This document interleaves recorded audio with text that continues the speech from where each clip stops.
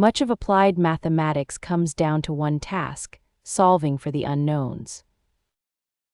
Given some equations, find the values that satisfy them all.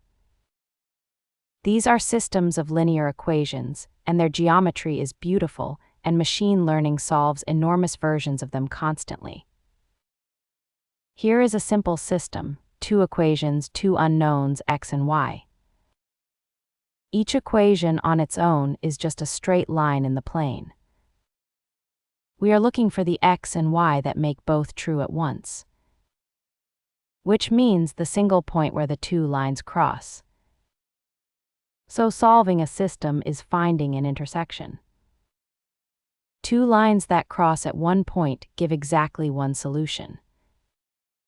But watch the exceptions. Parallel lines never meet, no solution. And two copies of the same line overlap everywhere, infinitely many solutions. Geometry tells you at a glance which case you are in. We can pack the whole system into a single matrix equation: A times x equals b. The matrix A holds the coefficients, the vector x holds the unknowns, and b holds the answers. Suddenly, an entire system of equations is one compact statement, and all our matrix tools apply.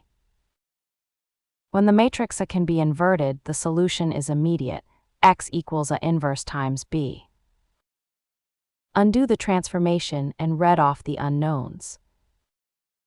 For small systems, we can do this by hand. For the giant systems in machine learning with millions of unknowns, computers use fast, clever methods, but the idea is exactly the same. This is everywhere in machine learning. Fitting a linear model, balancing a network, solving for optimal weights, all reduce to systems of linear equations. And when there are more equations than unknowns with no exact solution, we settle for the closest fit. That is least squares, the beating heart of regression. So, systems of linear equations. Each equation is a line, a plane, or a hyperplane. The solution is where they all intersect. Packaged as A times x equals b and solved with the inverse.